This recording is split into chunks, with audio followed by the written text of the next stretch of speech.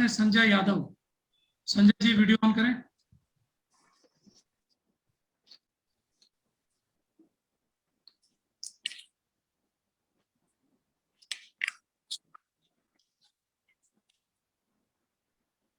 नमस्ते सर।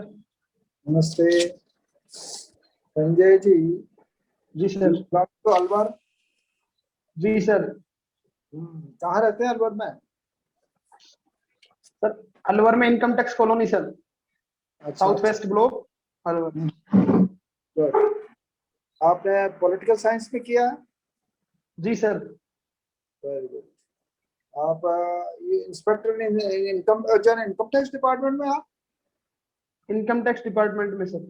कब से हो आप? सर 2015 से। काफी टाइम हो गया। 7 years यू हैव। बहुत अच्छा यस सर। एक्सपीरियंस बस।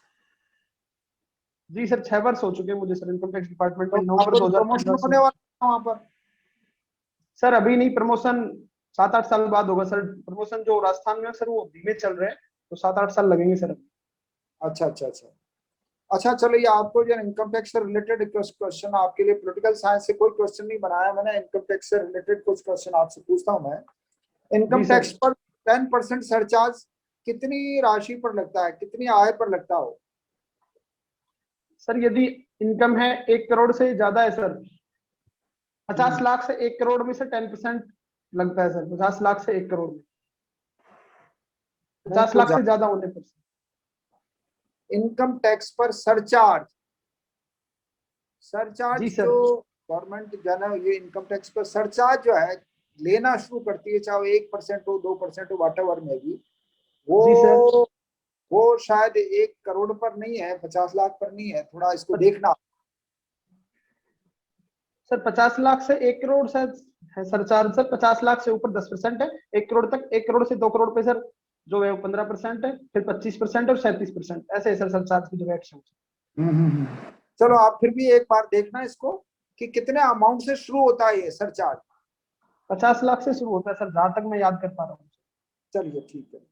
मैंने भी गूगल पर सर्च किया था, तो मैं आई कांट से डेफिनेटली, पर लेकिन मैं भी देखता हूँ कि फिर आपका इसका एजुकेशन सेस की गणना किस तरह से की जाती है? सर इनकम टैक्स कैलकुलेशन के बाद जो टोटल टैक्स निकलता है सर, आफ्टर टैक्स कैलकुलेशन के बाद जितना भी टैक्स आया उसके बाद सर उस पर सेस लगता है सर। आर्मी में जवान की ड्यूटी पर मृत्यु होने पर विडो के जी सर। इनकम टैक्स में क्या प्रावधान है उसके? सर जो राशि गवर्नमेंट से मिलती है सर वो इनकम टैक्स से रिबेटेबल होती है सर, उसको इनकम टैक्स से पूरी छूट प्राप्त होती है। गुड। अच्छा, एक ये 5 लाख की गिफ्ट 10 जुलाई 2008 को एक अकाउंट में अकाउंट में जो है ना जमा हुई चेक द्वारा, जी तो सर। उस पर जो है ना आपको इनकम टैक्स कितना चार्ज करोगे, क्या करोगे आप? जी सर। सर गिफ्ट पे जो इनकम टैक्स है सर, यदि रिलेटिव्स ने गिफ्ट दिए ब्लड रिलेशंस में, रिलेटिव ने तो नहीं दिए, अदर पर्सन ने दिए, कोई जो कि उनका जानकार है, व्हाटएवर में भी किसी ने दी है, तो फिर क्या सर करोगे? वर्तमान में जो गिफ्ट डीड है उस पे सर टैक्स 30% की रेट से लगता है सर, लेकिन 2008 का मुझे आइडिया नहीं है सर। फिर भी देखना चाहिए। जी सर। कर्मचारी के बच्चों के हॉस्टल में खर्च की रिसिप्ट पर, उसको रिसिप्ट है उसके पास और वो उसके बच्चे जो है ना वहाँ पढ़ रहे हैं, तो आप उसके रिसिप्ट के आधार पर कितनी छूट देंगे उसको? सर शायद 18,000 पर चाइल्ड है, मैं कंफर्म नहीं हूँ सर, सॉरी सर। आप इसको थोड़ा सा और देखना पड़ेगा मेरे हिसाब से तो। अच्छा, इनकम टैक्स को छोड़कर राज्य सेवा में क्यों आना चाहते हो आप? सर वर्तमान में मैं इनकम टैक्स में इंस्पेक्टर के पद पर कार्यरत हूँ, लेकिन राजस्थान में जो स्टेट सर्विस है सर उसमें जो मतलब पोस्ट है वो हेड ऑफ द ऑफिस होता है सर। एक तो सर ये है, दूसरा सर जो इस सेवा का जो है ये सर फील्ड जॉब है प्रशासन की, और सर ये ऑफिस जॉब है इनकम टैक्स की, तो सर मेरा फील्ड जॉब में ज्यादा इंटरेस्ट है। अच्छा, सेल्फ टैक्स डिपार्टमेंट में 50 लाख की किसी व्यक्ति को ज्वेलरी लाते हुए आपने रोक लिया, मतलब सेल्फ टैक्स डिपार्टमेंट वालों ने रोका है, जी सर। तो आपके उसमें जो है ना कितना प्रोविजन होगा इनकम टैक्स के मामले में? आप क्या करेंगे उसमें? सर इनकम टैक्स में व्यक्ति और महिला के मामले में सर ज्वेलरी की अलग अलग लिमिट्स है। यदि प्रॉपर चैनल से उसकी खरीद हुई है और सोर्स ऑफ इनकम प्रूव्ड है सर, तो एक महिला 950 ग्राम तक ज्वेलरी रख सकती है और पुरुष 250 ग्राम तक सर। इसके अलावा जो ज्वेलरी की लिमिट्स है सर वो टैक्सेबल में आती है और वो वेल्थ टैक्स के अकॉर्डिंग टैक्सेबल होती है सर। Very good. केंद्र और राज्य के बीच में इनकम टैक्स का जो है ना डिवीजन किस तरह से करते हैं, होता है?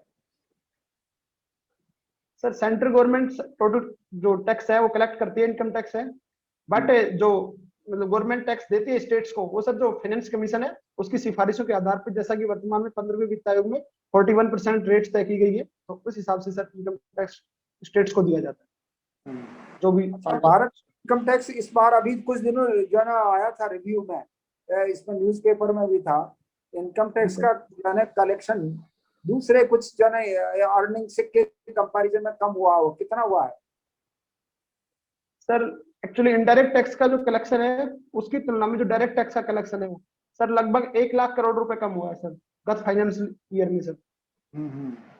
शेयर मार्केट के बढ़ने के साथ क्या आम लोगों की जिंदगी में कोई फर्क पड़ता है क्या उससे? सर शेयर मार्केट से जो वैल्यू, शेयर मार्केट में शेयर की जो इक्विटी प्राइस है सर, वो यदि बढ़ती है और उससे यदि किसी को प्रॉफिट होता है सर, तो पहली नजर में सर उसका इनकम टैक्स में टैक्सेबल होती है, वो जो कैपिटल गेन के थ्रू सर शेयर मार्केट है। और सर दूसरा, यदि किसी की वैल्यू बढ़ रही है शेयर मार्केट में तो उसकी खुद की एसेट्स बढ़ती है, खुद की इनकम बढ़ती है सर। चलिए आपका रिव्यू कर लेते हैं संजय जी। आप जो है मतलब काफी एक्सपीरियंस है इसलिए आपको नॉलेज ज्यादा होगा। मैंने तो गूगल पर सर्च किया था, मेरे हिसाब से तो 10% पर जो है ना 10 लाख की अधिक इनकम पर 1% या कुछ परसेंट जो है ना सरचार्ज लेना शुरू कर देती है, ऐसा कुछ है। सॉरी सर, मैं करेक्ट करना चाहूंगा आपको सर। 50 लाख से 1 लाख 1 करोड़ तक की सीमा तक 10% है, 1 करोड़ से 2 करोड़ तक 15% है, 2 करोड़ से 5 करोड़ तक 25% है और 5 करोड़ से ऊपर 37% टैक्स है सर वर्तमान में। अच्छा, ये 10 10 लाख से ऊपर पर 1% आधा परसेंट सरचार्ज कुछ भी नहीं लेती है ना? जी सर नहीं। तो आप इसको, मैंने तो गूगल पर सर्च किया था, आई डोंट नो एग्जैक्टली, तो मुझे पता नहीं है, पर लेकिन आप इसको फिर भी देखना। एजुकेशन के जो है सेस की गणना, ये इनकम टैक्स के रूल्स में जो है ना इसका सरचार्ज का क्या प्रोविजंस है, ये मैंने आपसे पूछा था, तो आपको इसका आपने जवाब सही दिया था। आर्मी का जवाब जो है ना वो उसमें मृत्यु होने पर वो फ्री होता है, या आपने सेक्शन बोलना पड़ेगा 10 कॉस्टक 19 में जो है ना इसका प्रोविजन है, सेक्शन अनुच्छेद जो है 10 19 पर जो है इसका जो है उल्लेख है। और ये आप इसको 5 लाख की गिफ्ट पर आपने सही जवाब दिया था कि वो पूरी टैक्सेबल होगी अमाउंट। और एक कर्मचारी के बच्चों पर हॉस्टल में अगर खर्च पर रिसिप्ट बताता है वो कि भाई वो मेरे बच्चे वहां पढ़ रहे हैं, तो उसमें 7,200 रुपए का जो है ना प्रोविजन है शायद उसमें छूट देने का, इतने अमाउंट तक उस पर टैक्स नहीं लगेगा, ऐसा कुछ है मुझे जो मैंने आया सीन ऑन गूगल एक्चुअली। फिर भी आप क्योंकि यू आर जो ना right person, we don't know, we know about जो ना ओनली जो ना ये गूगल पर एक मोटी जो ना वो जो ना स्टडी के आधार पर आई एम टेलिंग दिस, तो आप फिर भी आप ये सर्च करना। And I am not asking about your जो ना Alwar and all that, because ना पॉलिटिकल साइंस के बारे में मैंने नहीं पूछा, क्योंकि यू आर डूइंग 7 इयर्स आपको हो गए हैं, तो ये मस्ट जब आपको इसके बारे में पूछा जा सकता है और भी आपसे, तो इसीलिए मैंने जो है इनकम टैक्स से रिलेटेड ही क्वेश्चन आपको दिया, आपके लिए दिए हैं। लेकिन फिर भी मैं ये कह सकता हूँ कि यू आर राइट पर्सन, तो आप देखना इसको भी। अच्छा, एक मैंने सेल टैक्स के डिपार्टमेंट के बारे में 50 लाख की किसी व्यक्ति की ज्वेलरी लाते समय आपको पता चला है, पर लेकिन उसका कोई रिसिप्ट नहीं है, कोई उसका ठिकाना नहीं है, कोई वो तो वो उस कंडीशन में आपको टैक्स लगेगा कि नहीं, ये देखना पड़ेगा। जी सर। केंद्र और राज्य के बीच में आपने सही जवाब दिया था कि वो डिवीजन जो है ना उसके अनुसार होता है। और इनकम टैक्स का जो है कितना जो रेवेन्यू हुआ था वो आपने सही बताया है। शेयर मार्केट के जो है ना उससे, hello you are following me? जी सर। तो शेयर मार्केट के अनुसार उसमें आपने क्या बोला था कि कुछ जो है इम्पैक्ट पड़ता है क्या? सर उस पे शेयर मार्केट से भी इनकम इंक्रीज होती है तो व्यक्ति के इनकम टैक्स में इंक्लूड होती है, खुद की जो सेल्फ इनकम है, total income sir, gross income बढ़ती है सर उससे। तो मैंने ये बताया था सर शेयर मार्केट मैंने से। एक अलग क्वेश्चन पूछा था कि शेयर मार्केट के बढ़ने से आम लोगों की जिंदगी पर क्या फर्क पड़ता है, ये कहा था। सर आम लोगों की जिंदगी से शेयर मार्केट से फर्क ये पड़ता है कि सर बाजार में जो एकदम कॉस्ट बढ़ती है चीजों की, तो महंगी चीजें होती है सर। तो किसी जैसे किसी आम कंपनी के शेयर्स बढ़ रहे हैं तो चीजें महंगी हो रही है तो सर उसका आर्थिक रूप से संबल थोड़ी मिलेगा, आर्थिक रूप से वो आम लोगों की जिंदगी में कोई फर्क थोड़ी पड़ता है कि वो जो है ना उनको भी अर्थव्यवस्था मजबूत होगी, ऐसा तो नहीं है ना। सर ऐसा नहीं है सर, आर्थिक रूप से जय जी, आपका काफी अच्छा एक्सपीरियंस है। एक दो चीजों पर कंफ्यूजन था मुझे, आप देख लेना फिर भी, जो मैंने गूगल पर एक दो चीजें कंफ्यूज हूं मैं, आप फिर भी आप देखना। I wish for the best, wish you best of luck. Thank you sir, thank you sir. जी राजेश सर। संजय जी सुन पा रहे हैं? जी सर, नमस्ते सर। नमस्ते संजय जी, कुछ सामान्य प्रश्न कर को लेकर मैं भी पूछना चाहूंगा आपसे। जी सर। वर्तमान में आप देख रहे हैं कि करों की स्थिति काफी ज्यादा है भारत की जनता में, तो क्या करों को कम करना चाहिए सरकार को?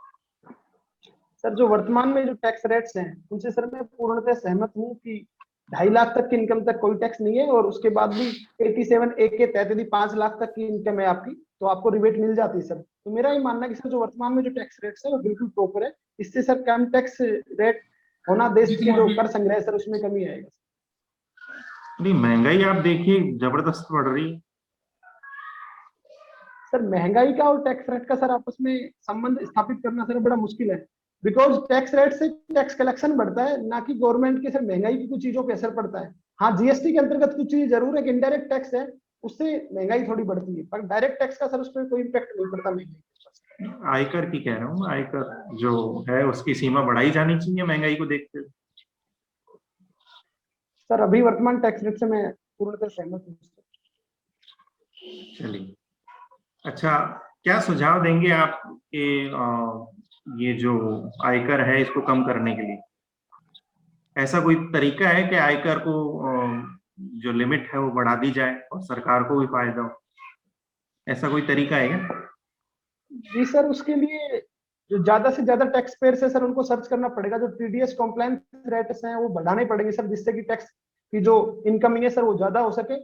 और जो सामान्य जन है सर उसकी जो नॉर्मल टैक्स स्लैब्स है उनको थोड़ा हम बढ़ा सकते हैं, थोड़ा इंक्रीज कर सकते हैं, लेकिन उसकी जगह अलग जगह पे टैक्स लगाने पड़ेंगे।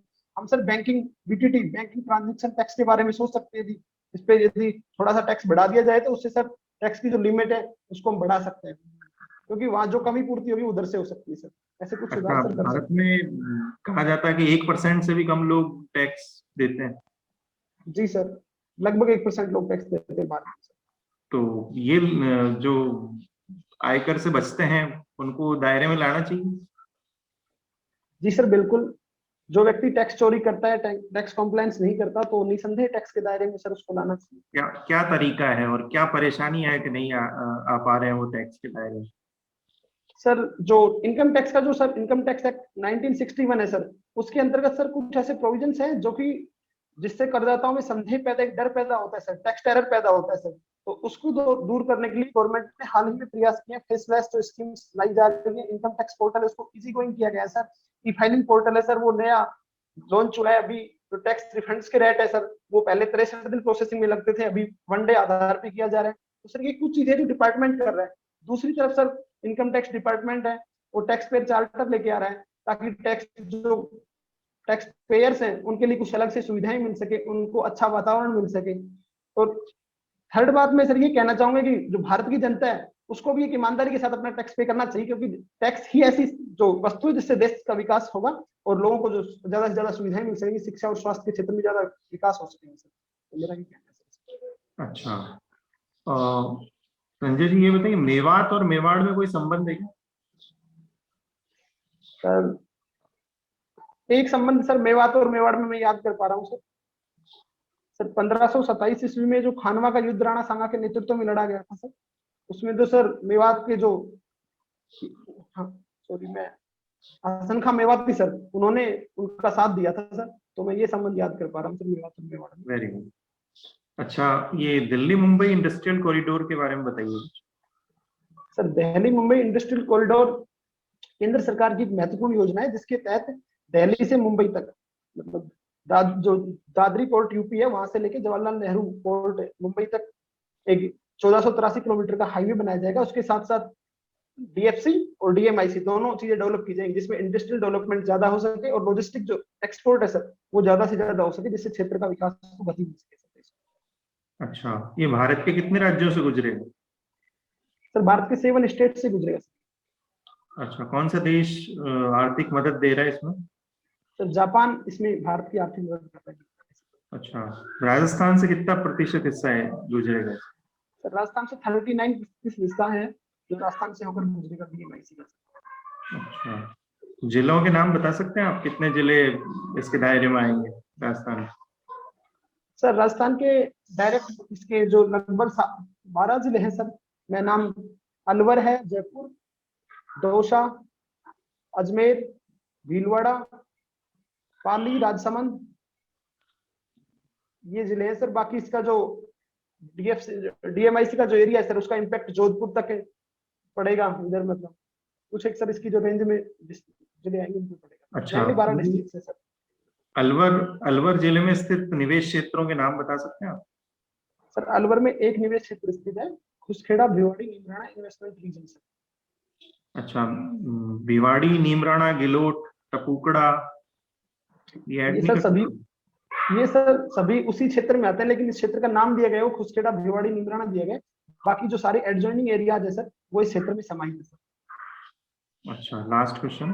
अच्छा, राजस्थान निवेश प्रोत्साहन योजना के बारे में क्या कहना है आपका? राजस्थान निवेश प्रोत्साहन योजना सर मैं याद कर पा रहा हूँ शायद आप रिप्स 2019 की बात कर रहे हैं सर। मैं पूछ सकता हूँ सर रिप्स 2019 के अंतर्गत राजस्थान में निवेश के लिए जो आधारभूत समस्याएं आती सर उनको दूर करने की कोशिश की गई है। जैसे कि सिंगल विंडो सिस्टम के तहत कोई निवेश कर रहा है उसको सुविधाएं दी जाएंगी, ऋण उपलब्ध कराया जाएगा प्रॉपर, उसको जो जमीन है वो डीएलसी से कम रेट्स पर अलॉट की जाएगी। तो ऐसी कुछ सुविधाएं दी गई है ताकि राजस्थान में इन्वेस्टमेंट को बढ़ाया जा सके सर। ठीक है संजय जी, काफी अच्छी जानकारी है आपकी, और चाहे कर व्यवस्था को लेकर और जो फैक्ट्स हैं वो सर ने बता ही दिए आपको। इसके अलावा जो अलवर से जुड़े हुए कुछ क्वेश्चंस थे, बाकी ये इंडस्ट्रियल कॉरिडोर का भी अच्छा आपको नॉलेज है, इसका भी आप एक बार देख लें। जिले एक बार आप कंफ्यूज हो रहे थे उसमें, जिलों का एक बार आप और देख लें। काफी अच्छी जानकारी है आपकी और काफी कॉन्फिडेंस के साथ आप उत्तर देते हैं, और इसी कॉन्फिडेंस को बनाए रखें आप। और अभी जब तक समय है आपके पास और राजस्थान से जुड़ी हुई सामान्य जानकारियां और प्राप्त करते रहें। शुभकामनाएं। Thank you.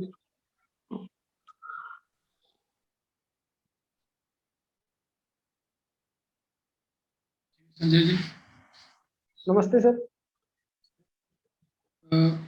एक आज चर्चा है पूर्व गृह मंत्री महाराष्ट्र। जी सर। क्यों चर्चा में आए हैं? सॉरी सर, पूर्व गृह मंत्री महाराष्ट्र का आज मैंने नहीं पढ़ा बट मैं याद कर पा रहा हूँ कि जो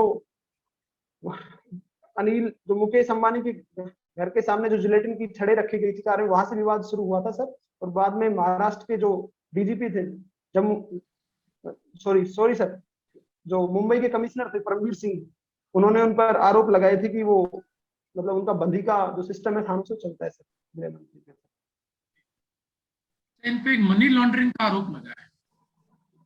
जी सर।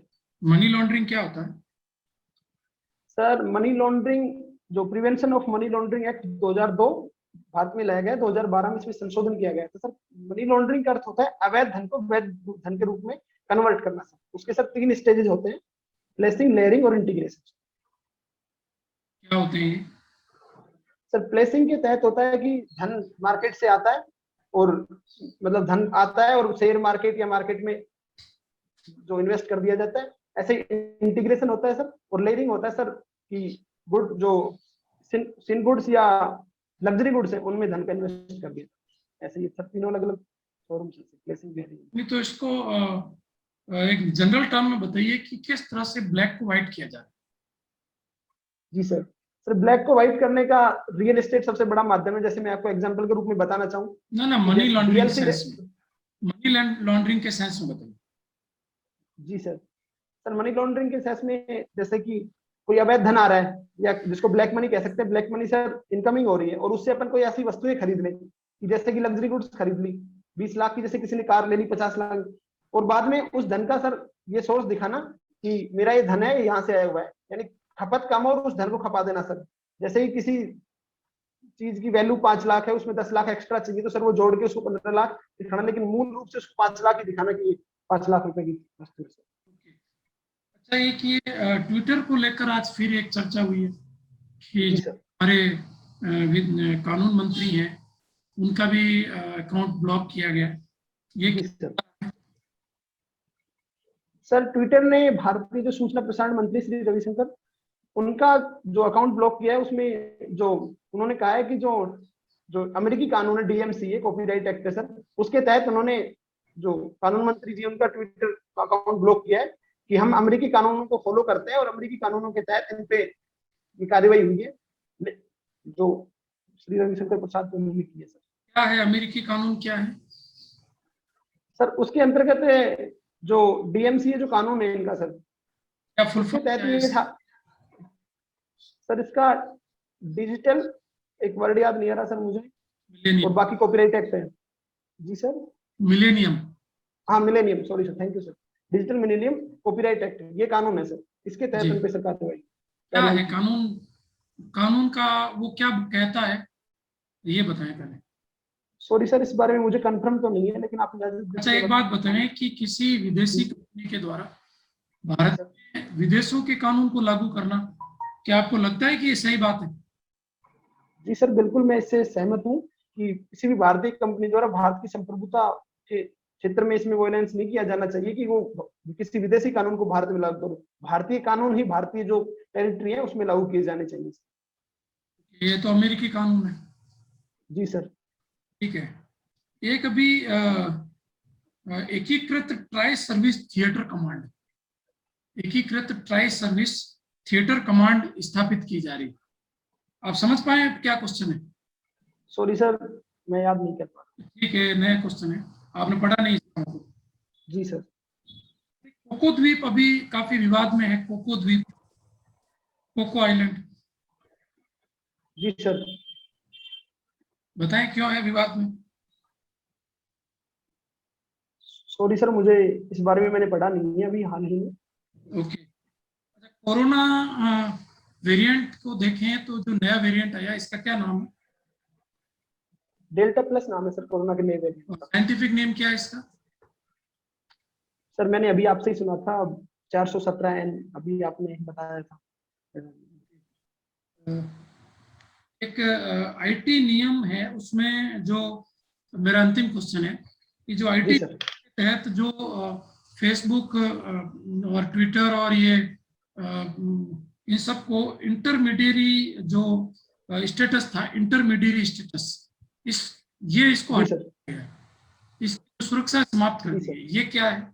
जी सर, इंटरमीडियरी का दर्जा जो सारे इंटरनेट मीडिया जो प्लेटफॉर्म्स है उनको दिया गया है, उसका मतलब ये है कि यदि कोई व्यक्ति जो उसको यूज कर रहा है इंटरनेट मीडिया प्लेटफॉर्म को, यदि कोई भी आपत्तिजनक पोस्ट डालता है तो उस जो कंपनी पे कार्रवाई ना करके उस व्यक्ति पे कार्रवाई की जाएगी। इंटरमीडिएट दर्जा इनको ये मतलब सुरक्षा देता था कि आप पे कार्रवाई नहीं होगी, लेकिन जैसे ही ट्विटर का इंटरमीडिएट दर्जा खत्म किया गया है भारत सरकार द्वारा, उसके तहत यदि कोई भी ऑफेंसिव पोस्ट यदि डाली जाती है तो उस व्यक्ति के साथ साथ ट्विटर पर भी सर उसके अगेंस्ट कार्रवाई की जाए। रिव्यू करते हैं संजय जी, करंट के जो पुराने कंसेप्चुअल आंसर्स आप अच्छे दे रहे हो, और अभी जो लेटेस्ट में जो परिवर्तन हुए हैं, जैसे मैंने आपसे पूछा है कि ये एकीकृत ट्राई सर्विस थिएटर कमांड, तो ये एक 3 का कमांड संयुक्त रूप से स्थापित करने के लिए प्रयास चल रहा है अंडमान निकोबार और भारतीय क्षेत्रों में, इसका भी ये प्रक्रिया में है। और जो भारत के सीडीएस है, सीडीएस क्या होता है? Chief of defence staff sir. कौन है अभी? सर श्री विपिन रावत जी हैं। विपिन जी, ठीक है, जनरल विपिन रावत हैं। इन्होंने ऐसा रिकमेंड किया कि तीनों सेनाओं का संयुक्त कमांड स्थापित किए जाए भारत की सुरक्षा के लिए। चीन ने अपना निगरानी तंत्र और अपना आर्मी बेस स्थापित किया है, तो उसको आप देखें, कोको द्वीप को। और जो अनिल देशमुख है वो महाराष्ट्र के गृह मंत्री है। और मनी लॉन्ड्रिंग का जो वास्तविक अर्थ होता है कि जो ब्लैक मनी इंडिया में है उसको किसी तरह से हवाला के द्वारा आउट ऑफ इंडिया भेजा जाना और वहां से किसी कंपनी के थ्रू भारत में पुनः निवेश किया जाना। वो आप पुनः निवेश करेंगे तो वो नंबर 1 हो जाएगा। अभी आप देखें तो अडानी मामले में 76,000 करोड़ रुपए का जो नुकसान हुआ है, ये वही तीनों फर्क थी जो अघोषित स्रोत से प्राप्त धन को भारत में इन्वेस्ट कर रही थी। वो ये नहीं बताया कि ये स्रोत क्या है, इसी को मनी लॉन्ड्रिंग कहा गया। ये ईडी करता है, प्रवर्तन निदेशालय करता है इसकी जांच। जी सर। तो इससे संबंधित है मनी लॉन्ड्रिंग। और ठीक है, आपके उत्तर जो मैंने पूछे हैं, बाकी आप ठीक बता रहे हो। और आपके अंदर जो ईमानदारी का जो तत्व है उसको बनाए रखें। ये आपके लिए जो मैंने क्वेश्चन पूछा और आपने कहा सुन के, तो बहुत बहुत आपको इस बात के लिए बधाई कि आपने इस बात को शो किया, और शुभकामनाएं बहुत बहुत। कब है इंटरव्यू, डेट क्या है? सर 2 तारीख को मैं चाह रहा था मेरा सर 29 को एक इंटरव्यू। 2 जुलाई है आपका? जी सर 2 जुलाई। ठीक है, मैं बात करता हूँ अभी आपसे। ठीक है जी सर। जी सर, थैंक यू सर। जी गौतम सर।